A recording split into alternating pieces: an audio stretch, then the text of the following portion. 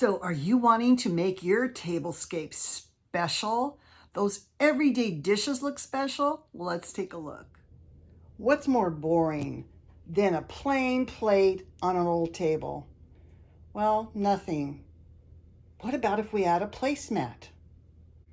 Wow, just adding a placemat makes such a difference. Okay, you guys, you see the difference placemats can make. Well, in today's video, I'm going to show you how to make 3 different placemats and napkin rings to customize your decor and to make your table setting extra special.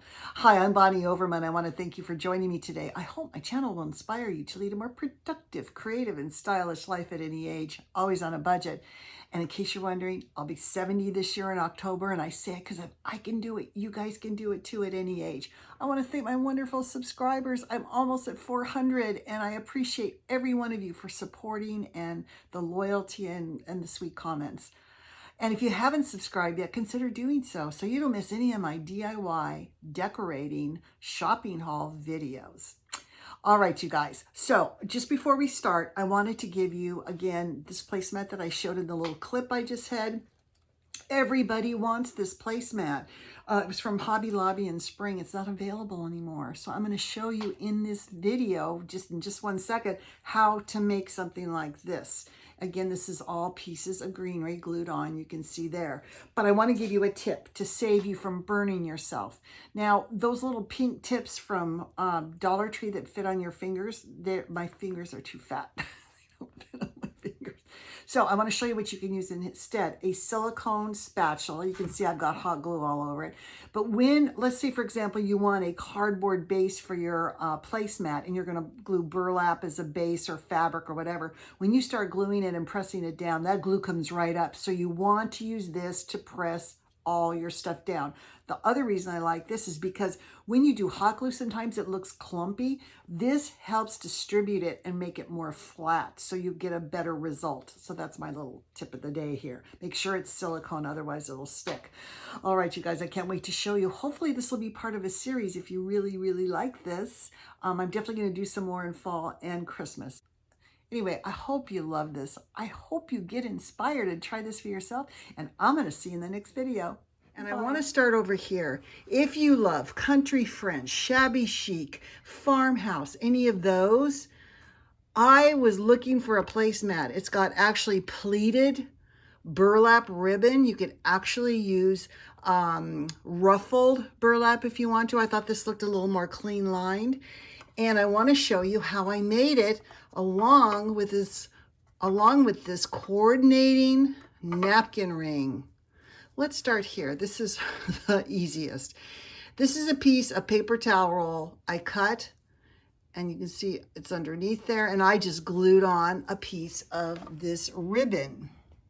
This is from Hobby Lobby. It's their burlap wired ribbon. It's usually $10, and I think it's on sale, or they have it in the fall department. And all I do is glue it in the back. Just cut your piece of cardboard the size of this. So that's so simple to do. Now, you want to jazz it up a little bit. You can put on, this is one of those cloth flowers that I twisted and made out of tarp.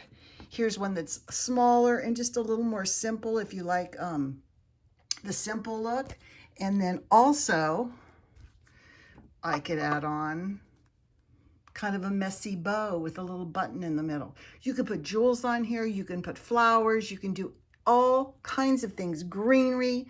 You guys, the sky is the limit. But this is your basic set. So if you make these napkin rings, you really need to make this beautiful placemat.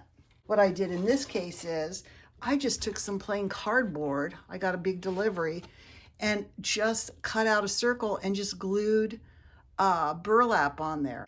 And what I did is I just pleated it. Now pleated it, you can see I just fold it back on itself. Can you see how that's done there?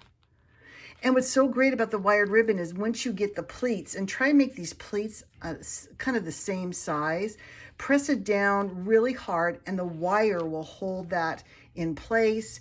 And then I took hot glue, glued the tops. You can see I glued each one on the top. And then I just took it and glued it onto my base. You guys, that was basically I don't know, I couldn't even really say, maybe that's $1 or 75 cents to make. And it comes out so fabulous. You put your entree and your salad place on top, and you put your cute napkin ring. You could decorate this for spring, for summer, for fall, for Christmas. It depends what you put on your napkin ring. I want to show you now this kind of jungly, really textured boho looking one. Now you can see on here, I took and made the same napkin ring, and I just added some shredded rope. This whole thing I'm going to show you is rope from the Dollar Tree. You take your pieces of rope, and they actually come in there's 3 pieces that are braided together. I tear those apart and cut them into about that length. And then each one of those pieces I divide into 3. So there's 3 chunks, and that's what you're going to use to make this fringe. Now, you might think, oh, everything I do, comes out so well. Not true. You guys, I really messed up on this one, and I'll show you what I mean. Do you recognize this? This is one of those wire wheels from Dollar Tree, and I thought, oh, how cool. I'll use the outside of it. Let me see if I can turn it over here. I'll use the outside of it to tie on this rope, and then I'll finish it with rope in the middle, right? Well, I didn't stop and think that I get one of these, and it's probably about 18 inches or 14, probably about 14 or 15 inches. Once I tie stuff on and bring it out, it's gigantic. It's way too big. You see this the size of this one versus the size of that one. Plus, I didn't have any more wire to do a second row of the rope. So it's way, way off. You guys, look, I can put my whole other charger on it and then my dishes. But I want to show you another thing you can do here.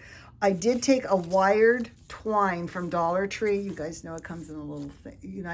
You guys know it comes in a little thing like that. And I tied on with this macrame knot on here. Then you can take a smaller piece of cardboard and just glue this on and trim it. But I think it looks so cool. It looks beachy, boho, jungly looking, tropical looking. And again, I didn't do a real good job, but you can trim that. All right, you guys, this is the third thing I want to show you. I just took a piece of cardboard. Actually, I'm going to make it probably reversible.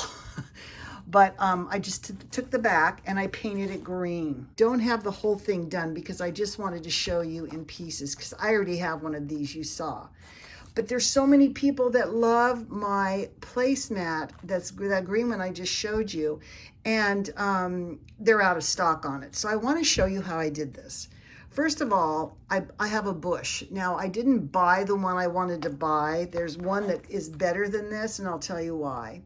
This one here, the leaves are not flat. You want flat leaves because you don't want to put your dishes on something that's going to be make it crooked. You want it as flat as possible. I'll give you the item number on this one though. Here it is. Okay, so this is one I just happen to have. Of course, I got it half off, but I just happen to have in my own stash. But there's another one at Hobby Lobby that's actually better, and it was a big bush. So all I did is I took this branch and I just tore these off. Let's put this over here. So I was stuck with this. I cut off this end, and then I cut it in the middle right here. So I was left with little pieces, and that's what I glued on here. You can see I have green, and then I kind of interspersed them, but you can see here where the pieces are. So you start at the edge, and then you do another row, and you move back. So you're covering up the stems as you go. And anyway, that's how to make this little green one. Okay, you know all the bushes you get with flowers on them? I don't know about you, but I cut the flowers off, so I'm left with all these leaves. Don't throw them away. Look how neat this is gonna look. I went ahead and put leaves here, another row here, stagger them so you're doing like one here and then 2 here. But you can see how cool this is gonna look when I get it done. And then I did on this little napkin ring, I just painted a paper towel roll green, the same color as this, and I just glued on one leaf and then some of these little spriggies from here. And if I finish the whole thing, it would look fabulous. You'll see this on my tables to come, my tablescapes. All right, you guys, I hope you loved it. Again, this little pleated burlap one, matching napkin ring. This one was our shaggy rope from Dollar Tree that we took apart and knotted. And you can glue it. You can do it on the little twine here and glue it on a piece of cardboard, anything you want. Remember, all this is hidden underneath. And don't forget to make your beautiful napkin rings. Save your paper towel rolls, you guys, because I'm going to be doing a lot of napkin rings in the time to come. I hope you love this. I hope you guys got inspired and you're going to make some placemats for your table. And I'll see you in the next video. Bye.